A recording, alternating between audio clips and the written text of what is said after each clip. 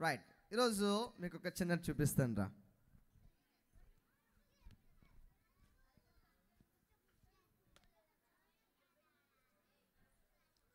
ఇది కనిపిస్తుందా? హలో, కనిపిస్తుందా? సరే, ఇలా చూడండి రా.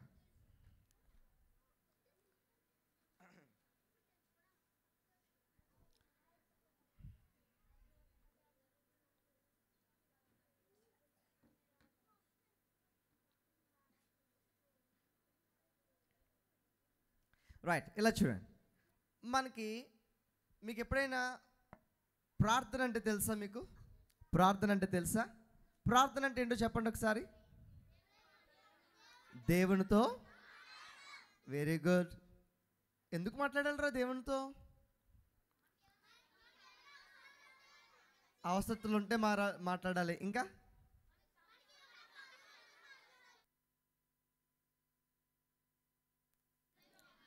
మనకేమన్నా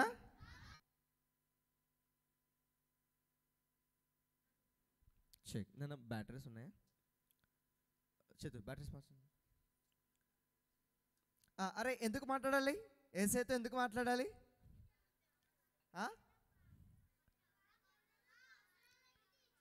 మన అవసరాలన్నీ తీర్చడానికి, ఇంకా మన బాధలన్నీ తీర్చడానికి, ఇంకా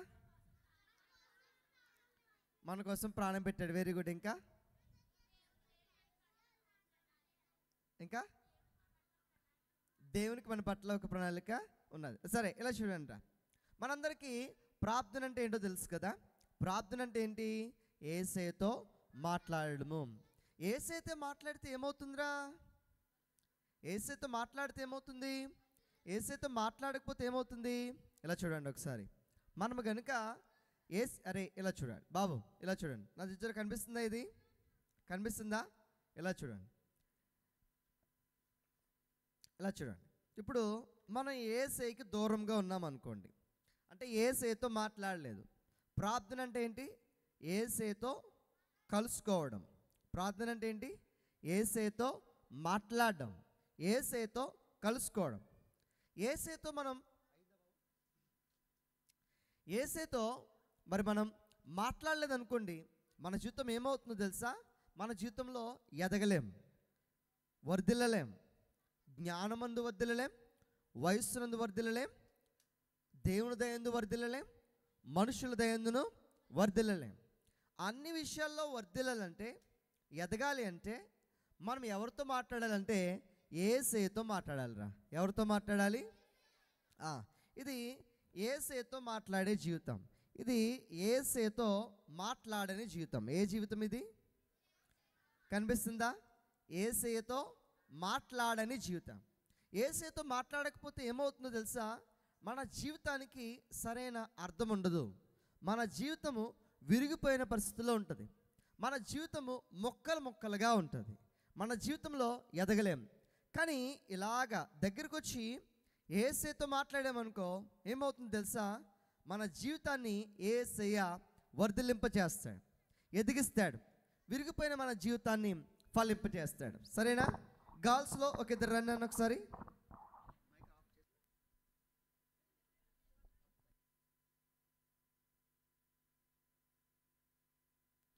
గర్ల్స్లో ఒక ఇద్దరు రండి. ఓకే. బాయ్స్లో ఒక ఇద్దరు రండి అన్న. అందరూ వద్దు, నేను చెప్తాను. అందరూ వద్దు, రోని వెళ్ళిపోమ్మా, రోని కూర్చో, నేను చెప్తాను. ఓకే. ఎవరైతే లెక్కకుండా ఉంటారో నేను లేపిన వాళ్ళని తీసుకొస్తాను నేను. ఓకే. హలో బాబు, ఎల్లో షర్ట్, నన్ను సరిగ్గా కూర్చోండి. నువ్వు రా నన్ను, నువ్వు రా. నెక్స్ట్ నువ్వు రా నన్ను, నువ్వు రా. సరే, నా వైపు తిరగండి. అరే, ఇది ఏ జీవితం? ఇది విరిగిపోయిన జీవితం. అంటే యేసయ్యతో మాట్లాడని జీవితం, అంటే ప్రార్థన లేని జీవితం. ఏ జీవితం రా ఇది? మధ్యలో ప్రార్థన ఉన్నదా? ప్రార్థన అంటే ఎవరితో మాట్లాడడము? ప్రార్థన అంటే మనిషి యేసయ్యతో. ఇది మనిషి, ఇది యేసయ్య, మధ్యలో ఇదేంటిది? ప్రార్థన. ఇది ప్రార్థన లేని జీవితం. ప్రార్థన లేకపోతే మన జీవితం ఎట్లా ఉంటుందంటారా? ముక్కలైపోతుంది, విరిగిపోతుంది. మన జీవితంలో వర్ధిల్లలేం, ఎదగలేం. ఎక్కడికెక్కడే మరి ప్రారంభిస్తాం కానీ ఆగిపోతుంది. ఓకేనా? ప్రారంభిస్తాం కానీ కార్యం జరగదు. కాబట్టి మన లైఫ్లో ఏముండాలి? ప్రార్థన ఉండాలి. ప్రార్థన లేకపోతే జీవితం ఎట్లా ఉంటుంది తెలుసా? మన జీవితం మొక్కలైపోయినట్లుగా ఉంటుంది. ఎలా ఉంటుందిరా?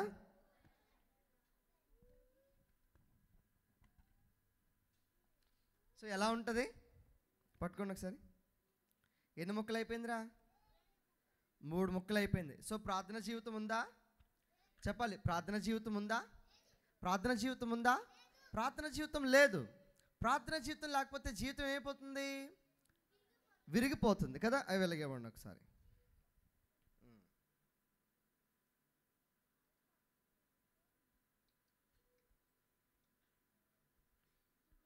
ఓకే, ఇప్పుడు విరిగిపోయిన జీవితాన్ని కనిపిస్తున్నాయా?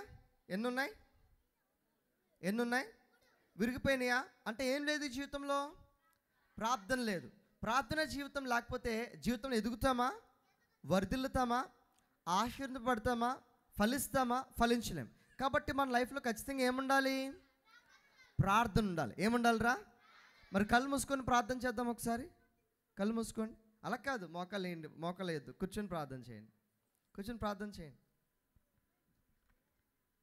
ఓకే, కళ్ళు తెరిచేయండి. ఓకే, ఇప్పుడు ఏం చేస్తున్నాడు? రా? ప్రార్థన చేస్తున్నాడా? ప్రార్థన చేస్తే ఎవరు వింటారు? యేసే వింటాడు. యేసే విని ఏం చేస్తాడు? మనల్ని జీవితంలో వర్ధిల్లింప చేస్తాడు. విరిగిపోయిన మన జీవితాన్ని ఏం చేస్తాడు? వెలిగింప చేస్తాడు. ప్రార్థన అంటే అర్థం ఏంటో తెలుసా? యేసేతో మాట్లాడటమే. సరేనా? యేసేతో మాట్లాడితే మనల్ని ఏం చేస్తాడైనా? వర్ధిల్లింప చేస్తాడు. విరిగిపోయిన జీవితాలను కూడా కడతాడు. ఆగిపోయిన కార్యాలను కూడా యేసయ్య జరిగిస్తాడు. ప్రార్థిస్తే ఏమవుతుంది? విరిగిపోయిన జీవితం ఏమవుతుంది? చెప్పండి.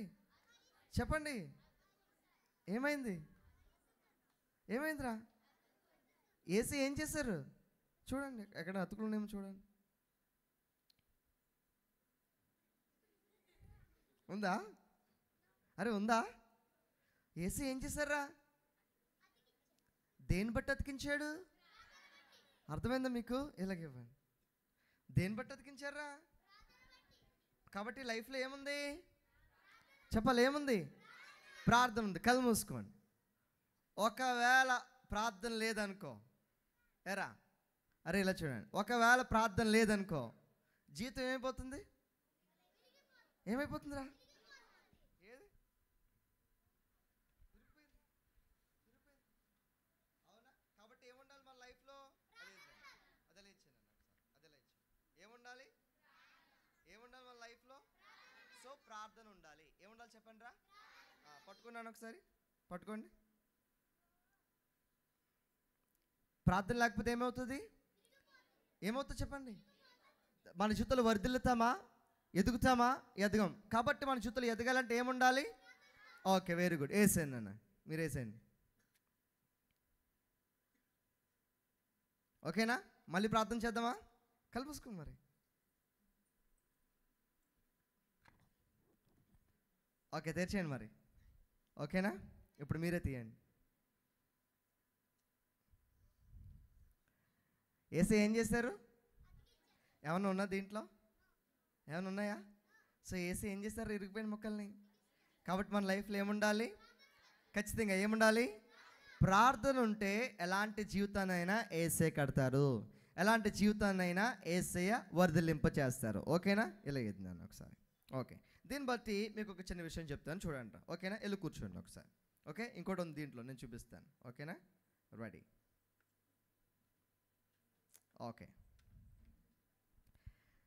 ఓకే, ప్లీజ్ నన్న ప్రజెంటేషన్. బైబిల్లో ఒక స్త్రీ ఉన్నదిరా. ఈమె పేరేంటో తెలుసా? హన్నా. ఎవరు చెప్పండి? హన్నా అనే ఒక స్త్రీ ఉంది. నేను 4 days అయిపోయిన తర్వాత లాస్ట్లో క్వశ్చన్స్ అడుగుతాను. ఎవరైతే యాక్టివ్గా ఆన్సర్ చేస్తారో వాళ్ళకు కూడా గిఫ్ట్స్ ఇస్తాను. మీరు వినడమే కాదు, గుర్తుపెట్టుకోవాలి. రాసుకునే వాళ్ళు రాసుకోవాలి. సరే, రైట్. ఇలా చూడండి బాబు, ఇలా చూడండి. బైబిల్లో హన్నా అనే ఒక స్త్రీ ఉన్నది. ఈమె పేరేంట్రా? హన్నా. ఈమెకి తన జీవితంలో చాలా సంవత్సరాలు పిల్లలు లేరు, గొడ్రాలుగా ఉన్నది. ఎలా ఉన్నది? గొడ్రాలుగా ఉన్నది. పిల్లలు లేని వారిని గొడ్రాలు అని పిలుస్తారు. చాలామంది ఈమెని హేళన చేశారు. చూసావా, ఈమెకి పెళ్ళయింది, ఇన్ని సంవత్సరాలు అయింది, కానీ పిల్లలు లేరు అని హేళన చేస్తున్నారు హన్నాని. వెంటనే హన్న ఏం చేస్తుంది తెలుసా? Second slide. వెంటనే హన్న ఏం చేస్తుందో తెలుసా? Second slide. ఓకే. వెంటనే అన్న ఏం చేస్తుంది తెలుసా? మందిరంలోనికి వెళ్ళిందిరా. ఎక్కడికి వెళ్ళింది? హలో, ఎక్కడికి వెళ్ళింది? మందిరంలోకి వెళ్ళింది. ఈ మందిరంలో ఆ కొంచెం దూరంలో ఎవరు కూర్చున్నారంటే పాస్టర్ గారు కూర్చున్నారు. ఎవరు కూర్చున్నారా? ఆయన ఎవరు అంటే యాజకుడు. ఆ రోజుల్లో ప్రధాన యాజకుడు అని పిలుస్తున్నారు. ఈమె ఏం చేస్తుందంటే, యాజకుడు ఎక్కడో కూర్చున్నాడు కదా, ఓ చిన్న మూలకెళ్ళి ఏం చేస్తుంది తెలుసా? ప్రార్థన చేస్తుంది. ఏం చేస్తుందిరా? ఎలా చేస్తుంది తెలుసా? తనలో తానే మాట్లాడుకుంటుంది.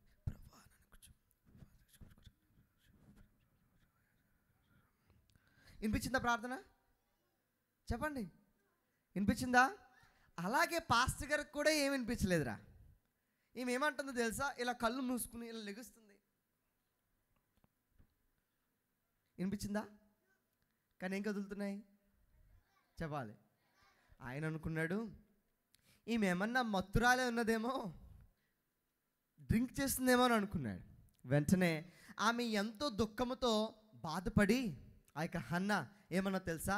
అయ్యా, నాకు పిల్లలు లేరని చాలా దుఃఖముతో నా మనస్సులో నేను తండ్రితో మాట్లాడుతున్నాను, నా పెదవులతో నేను నా యేసేతో మాట్లాడుతున్నాను, నా హృదయంలో ఉన్న దుఃఖములంతటిని నా యేసేతో చెప్పుకుంటున్నానయ్యా అనగానే ఇలా చూడండి, వెంటనే ఆ యాజకుడు, ఆ పాస్టర్ గారు ఏమన్నారు తెలుసా? అరే, ఆ పాస్టర్ గారు ఏమన్నారు తెలుసా?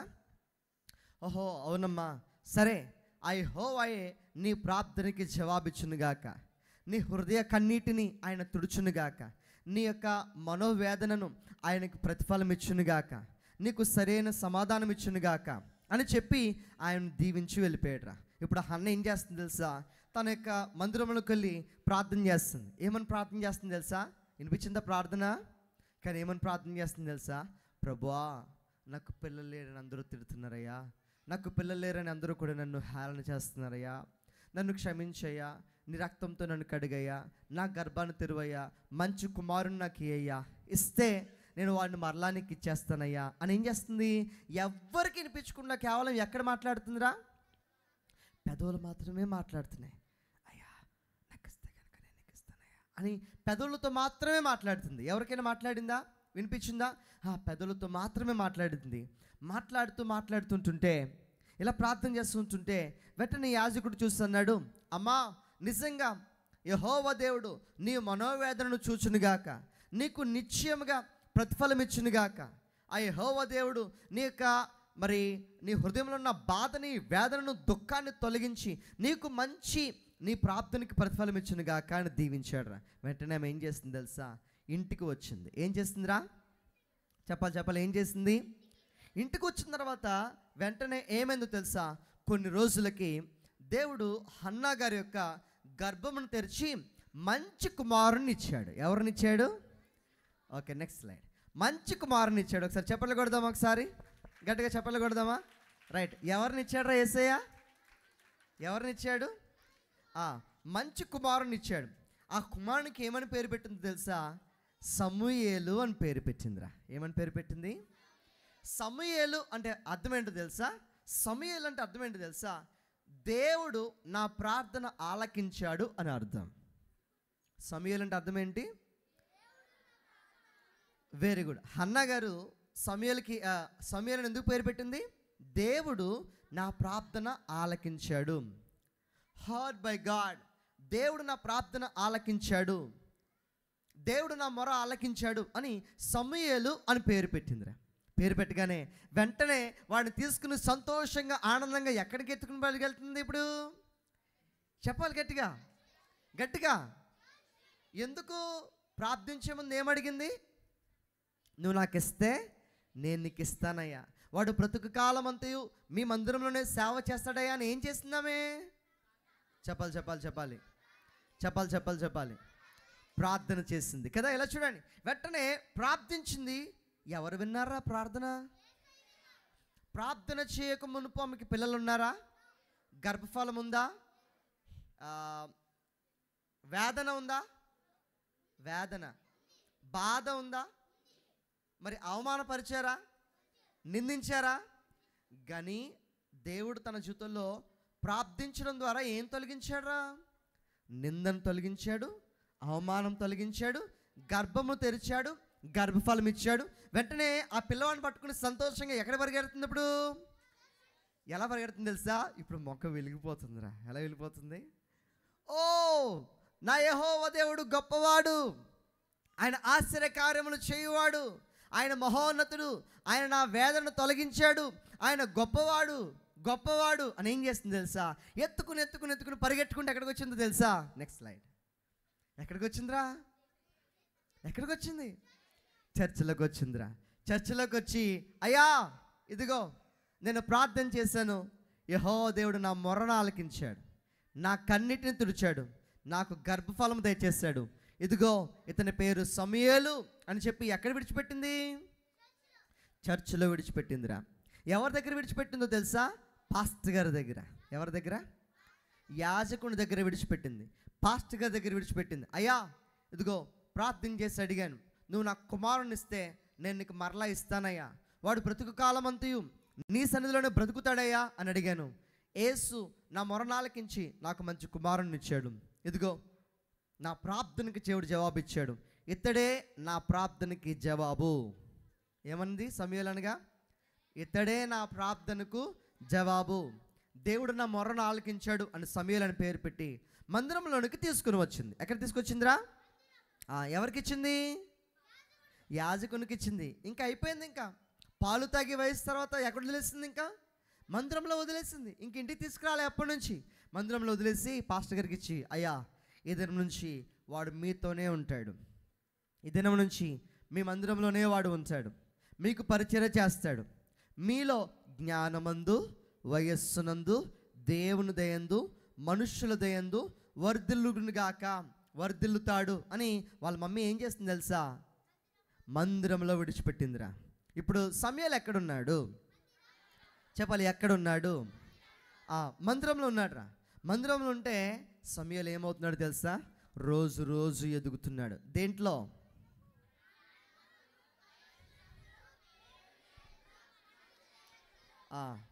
వర్ధిల్లుతున్నాడు. ఇంకా దేవుడు ఎంతగా వర్ధిల్లింపచేశాడో తెలుసా?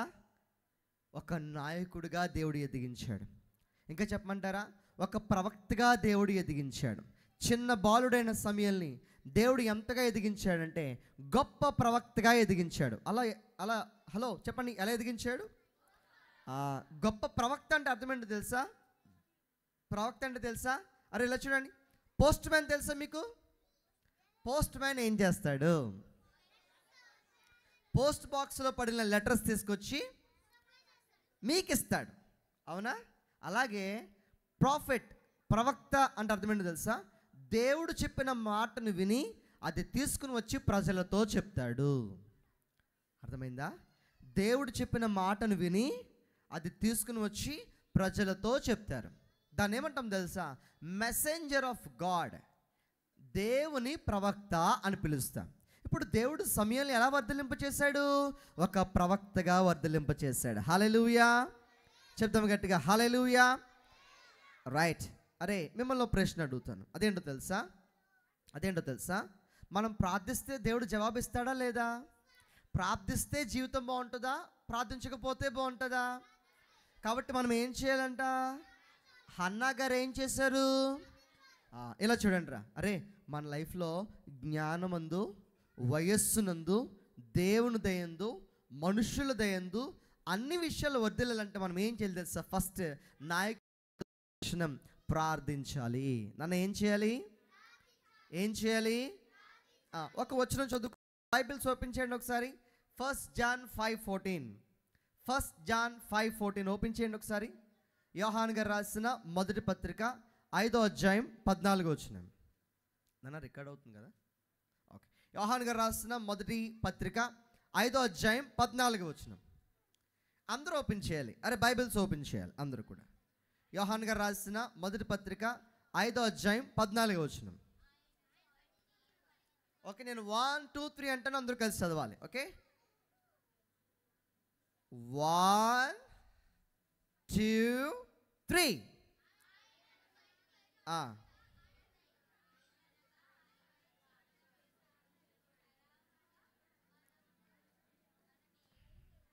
ఆయనను బట్టి మనకు కలిగిన ధైర్యం ఏదనగా ఆయన చిత్తానుసారంగా మనం ఏమి అడిగినను ఆయన మనకి దయచేయనున్నది. ఐ మీన్ మనము నన్ను 13 తేడా వస్తుంది ఇక్కడ. 13 చదవండి. ఆయనను బట్టి మనకు కలిగిన ధైర్యం ఏదనగా ఆయన చిత్తానుసారంగా మనము ఏమి అడిగినను ఆయన మన మనవి ఆలకించునున్నది. ఇలా చూడండి ఒకసారి. అరే ఇక్కడ వాక్యం అంటుంది, ఇలా చూడండి ఒకసారి, నాతో చెప్పండి. ఆయనను బట్టి యాక్షన్ చేయాలి. నాతో ఆయనను బట్టి యాక్షన్ చేయాలి. ఆయనను బట్టి మనకు కలిగిన ధైర్యం ఏదనగా, మరలా ఆయనను బట్టి మనకు కలిగిన ధైర్యం ఏదనగా ఆయన చిత్తానుసారంగా మనం ఏది అడిగినను ఆయన మనకి దయచేయనున్నది. వచ్చిందా? మరలా చేద్దాం. ఆయనను బట్టి మనకు కలిగిన ధైర్యం ఏదనగా ఆయన చిత్తానుసారంగా. బుక్ ఓపెన్ చేయండి. చిత్తం అంటే బుక్ చెప్పాను నిన్న. చిత్తం అంటే Bible. The word of God is the will of God in our lifes కదా. మన పట్ల దేవుని వాక్యమే దేవుని చిత్తం. ఓపెన్ చేయండి, బైబిల్ ఓపెన్ చేయండి. నాకు చెప్పండి. ఆయనను బట్టి మనకు కలిగిన ధైర్యం ఏదనగా ఆయన చిత్తానుసారంగా మనం ఏది అడిగినను. అడగనమంటే ఏంట్రా? మరి నన్ను చూస్తున్నారంటే కళ్ళు మూసుకోకుండా. ప్రార్థనప్పుడు ఇంకా కళ్ళు మూసుకోవాలి అంతే. మనం ఏది అడిగినాను. Next okay. ఆయన మనకి దయచేయనని ఆయన మనవి ఆలకించనున్నది. ఓకేనా? ఆలకించడం అంటే లిజనింగ్, హియరింగ్. ఓకేనా? మరలా చేద్దాం. హలో హలో ఇలా చూడండి, ఇలా చూడండి. ఆయనను బట్టి మనకు కలిగిన ధైర్యం ఏదనగా ఆయన చిత్తానుసారంగా మనం ఏది అడిగినను మన మనవి ఆలకించనున్నది. వచ్చిందా? మరలా చేయండి.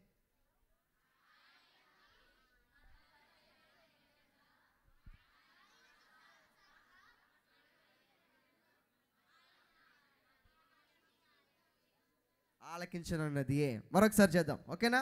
మరలా ఆయనను బట్టి మనకు కలిగిన ధైర్యం ఏదనగా ఆయన చిత్తానుసారంగా మనం ఏది అడిగినను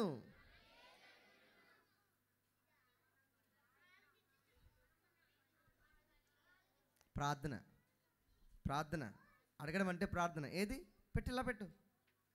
హలో, ప్రార్థన అంటే ఇలా పెట్టాను అన్న కిందకి. కళ్ళు మూసుకుని ప్రార్థించండి. ఆయన మనవి ఆలకించనున్నది. ఆలకించనున్నది ఏది? ఓకే, మళ్ళీ 1 2 3 స్టార్ట్. ఆయనను బట్టి మనకు కలిగిన ధైర్యం ఏదనగా ఆయన చిత్తానుసారంగా మనం ఏది అడిగినను మన మనవి ఆయన ఆలకించనున్నది. 1 జాన్ 5:13.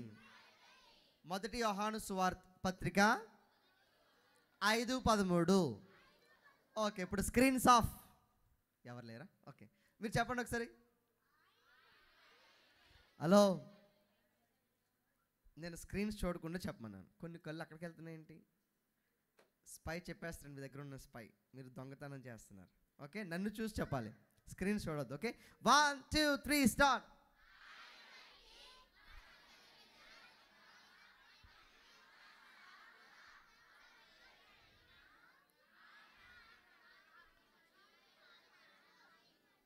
Reference 1 John 5:13.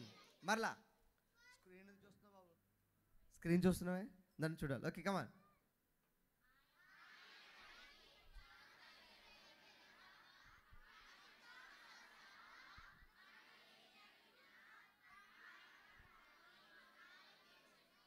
వచ్చిందా? అందరికీ వచ్చిందా? సో ప్రార్థన చేస్తే ఏమవుతుందిరా? విరిగిపోయిన జీవితాలని యేసయ్య ఏం చేస్తాడు? అతికిస్తాడు. ప్రార్థన లేకపోతే చెప్పాలి. ప్రార్థన లేకపోతే ఏమవుతాయి? ఇలా విరిగిపోయిన జీవితాల్లో ఉంటాయి. సరేనా? ప్రార్థన ఉంటే ఏం చేస్తాడు యేసయ్య? జవాబునిస్తాడు, విరిగిపోయిన హృదయాల్ని అతికిస్తాడు, జీవితంలో ఎదిగిస్తాడు, వర్ధలింప చేస్తాడు. మరి ప్రార్థన చేద్దాం మనం కూడా. కళ్ళు మూసుకోండి, అయితే ప్రార్థన చేద్దాం. కళ్ళు మూసుకోండి.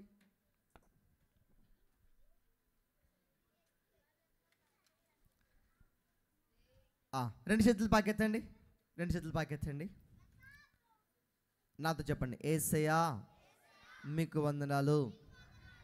హన్నా గారు ప్రార్థించి సమూయేలుని పొందుకున్నట్లుగా మా జీవితంలో కూడా ప్రార్థనా జీవితంలో ఎదగడానికి సహాయం చేయండి. వయస్సునందును, జ్ఞానమందును, దేవుని దయందును, మనుష్యుల దయందును ప్రార్థనా జీవితంలో వర్ధిల్లులాగున సహాయము చేయమని యేసయ్య నామములో అడుగుచున్నాము తండ్రి, ఆమేన్. ఓకే, అందరికి వచ్చిందా? దేంట్లో ఎదగాలి మనము? ఇప్పుడు టాపిక్ అవన్నీ కావాలంటే దేంట్లో ఉండాలి? ప్రార్థనలో ఎదగాలి. ఓకేనా? సమూయేలు వాళ్ళ అమ్మగారు సమూయేలు ఎలా పొందుకున్నదిరా? ప్రార్థన బట్టి. మనం కూడా దేంట్లో వర్ధిల్లుదాం? ప్రార్థనలో వర్ధిల్లుదాం. సరేనా? మనం నాయకులుగా ఎదగాలి, గొప్పవాళ్ళుగా అవ్వాలంటే మనం ప్రార్థనలో వర్ధిల్లుదాం. సరే, మీరు నెక్స్ట్ మీ క్లాసెస్కి వెళ్దురు కానీ కూర్చోండి. ఇంకా పంపించట్లే, ఇప్పుడే పంపించాను. ఓకే, ఫస్ట్ సెషన్ ఏం నేర్చుకున్నాను? No, you are failed. Very good. ఎవరు చెప్పారు? రేవంత్ క్లాస్ కొట్టండి రా, రేవంత్ క్లాస్ కొట్టండి గట్టిగా. చర్చికి రాగానే సాంగ్ నేర్పించామా, వాక్యం నేర్పించామా? మరే మర్చిపోతారే. వాక్యం గుర్తుందా? లూక్ 2:52 ఏంటది?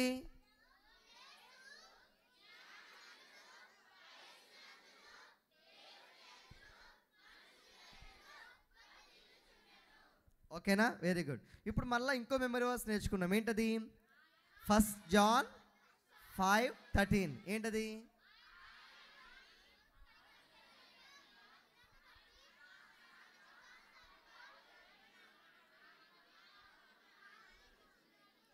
ఓకేనా? మరలా ఆయనను బట్టి మనకు కలిగిన ధైర్యం ఏదనగా ఆయన చిత్తానుసారంగా మనం ఏది అడిగినను మన మనవి ఆయన ఆలకించనున్నది.